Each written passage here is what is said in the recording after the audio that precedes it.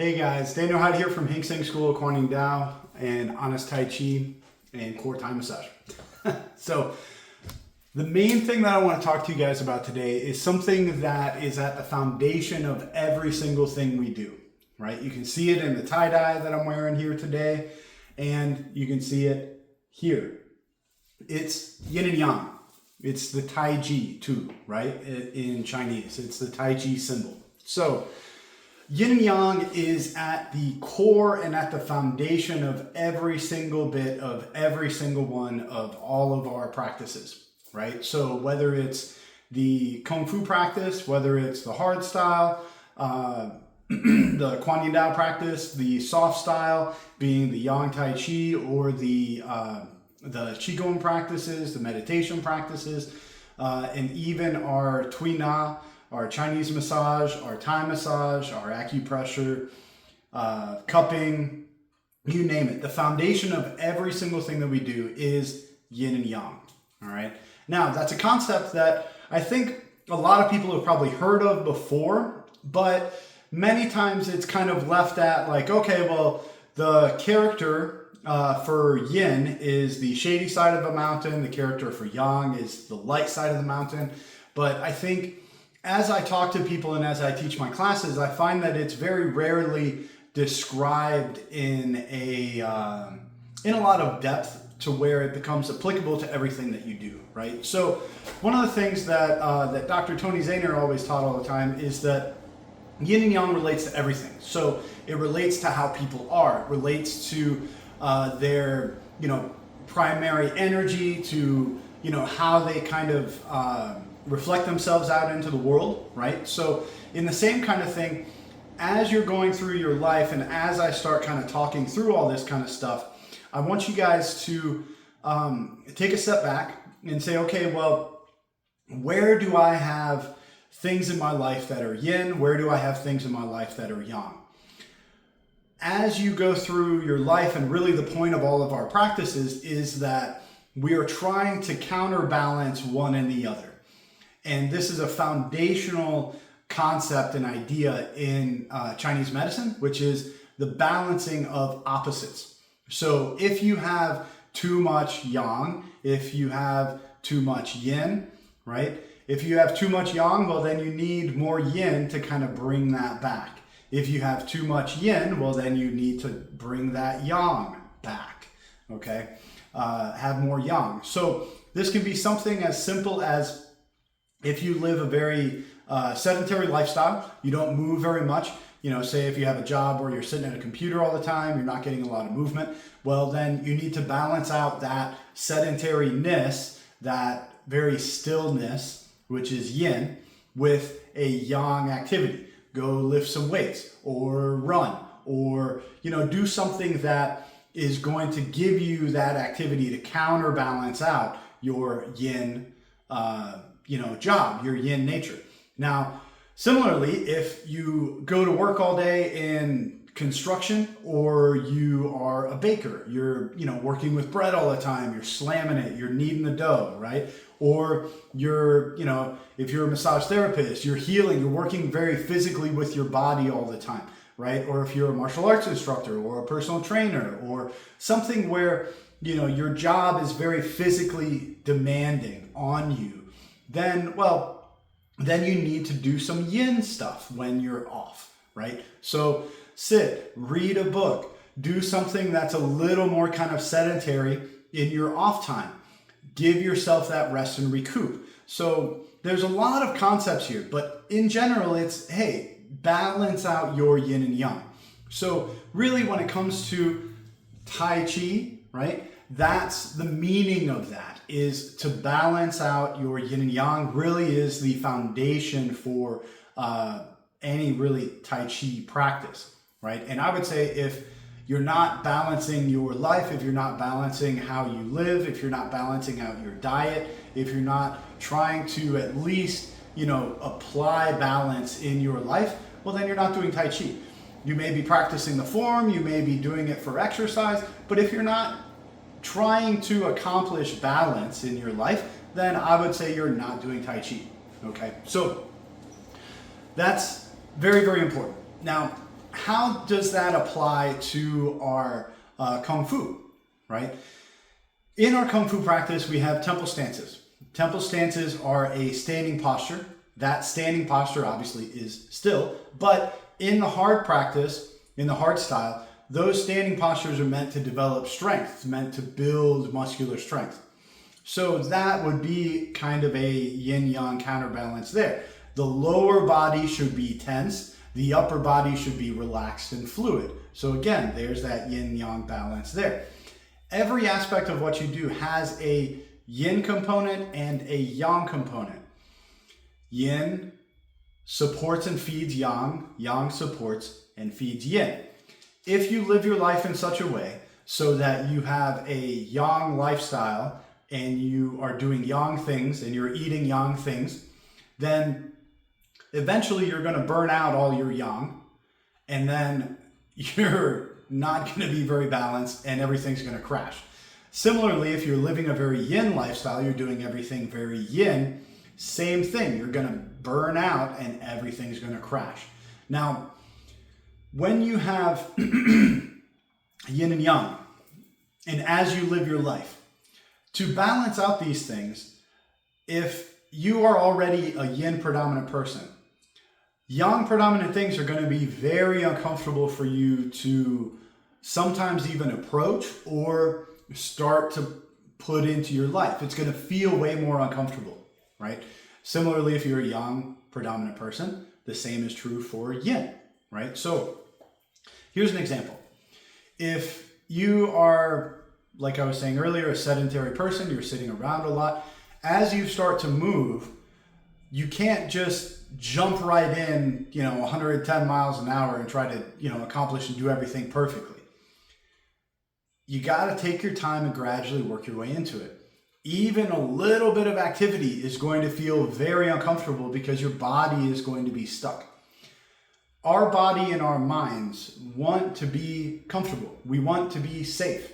Our mind is hardwired for safety, for security. Those things that are not safe and not secure feel uncomfortable to us. The problem with that, obviously, is it leads us more and more and more to our predominant energy. So if you are already doing a lot of yin things, if you're already eating a very yin predominant diet, a lot of vegetables, a lot of steaming of foods, a lot of cold energetic stuff, a yin predominant person is going to want to generally lean more towards salad or vegetarian type of eating, right? Whereas a yang predominant person is going to lean much more towards steak and potatoes, standard American type of diet, right? So whenever you're trying to change those things, your gut, your body is not going to be ready to jump in all the way gung-ho, okay? So you always have to take a gradual step-by-step process to balance out the yin and balance out the yang.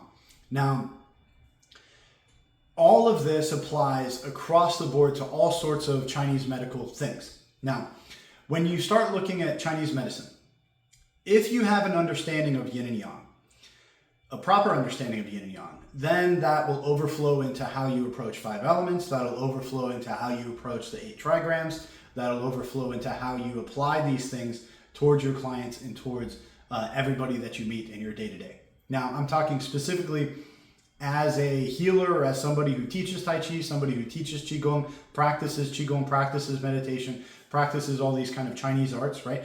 You have to have this stuff as an integral foundational piece of your way of looking at life in order to then, extrapolate that out and apply it towards other people to help other people in a good way. Now, for a personal practice, the only thing that's really required for a personal practice is an awareness and an understanding. When you have awareness of yin and yang, you have an understanding of yin and yang, gradually you can start to balance out and counterbalance yourself.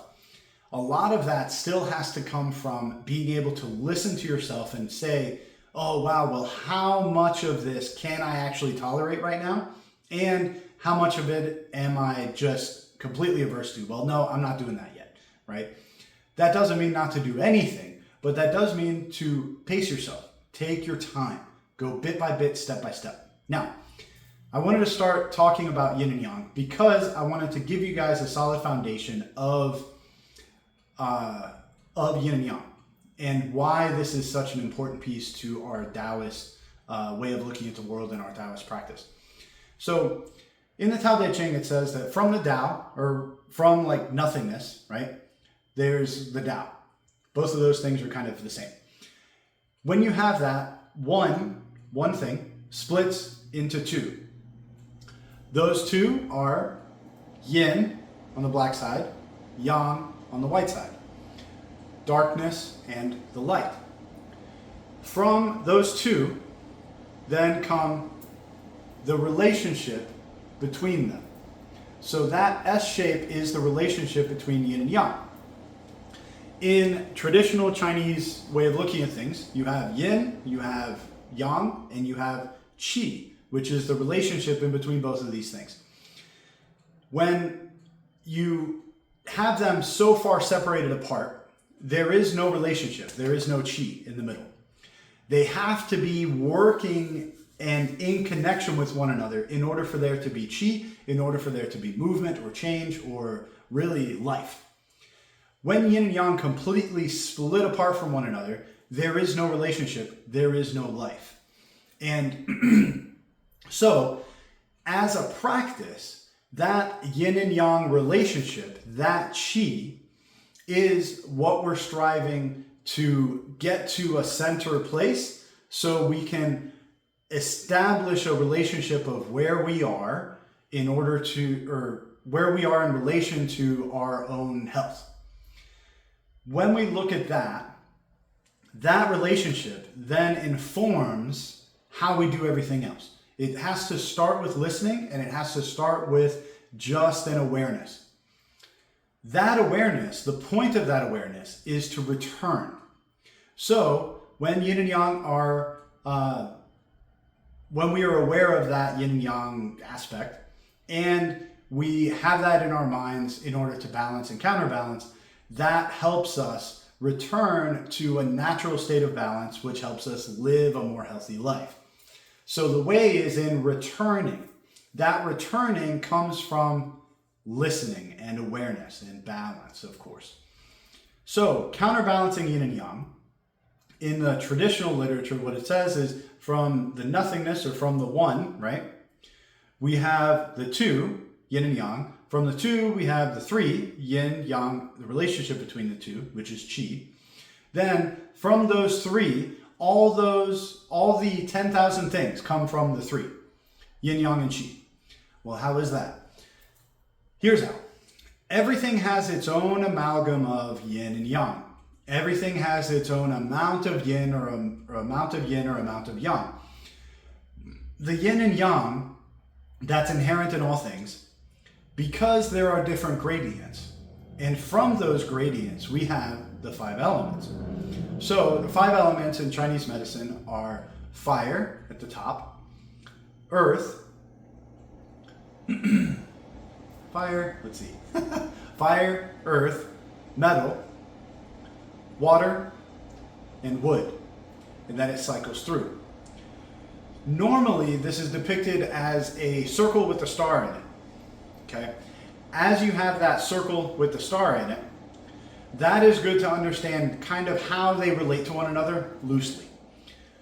Now, in a better yin and yang understanding of this, if you take the yin yang and you break it up into 4 separate quadrants.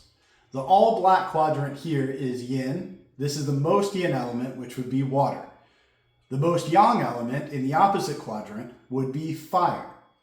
The in-between, where yin goes into yang, would be the spring, right? Or the wood element, where yang goes into yin would be the metal element. So that cycling is how we get the 5 elements, okay? Then the in-between, the middle part, when that is balanced well, you have a good harvest. All of these changes, all of these transitions happen on the earth, okay? So in general, that is how we look at 5 element theory. In the next video, I'll go ahead and cover 5 elements and we'll start diving into that, how that relates to the body. So I'm running out of time here, guys, and I wanted to keep this roughly at about 15 minutes. If you guys are interested, please hit me up on honesttaichi.com. Come by classes if you're in the Concord area. If you have any questions, shoot me a comment. Of course, like and subscribe, blah, blah, blah. I hate saying all that crap, but here we are on YouTube. So you guys take it easy, y'all. Keep on practicing. I hope this helps your journey on, practicing Tai Chi and doing Kung Fu or any of this other stuff. So take it easy, y'all. Enjoy it, and I'll see you next time. Peace.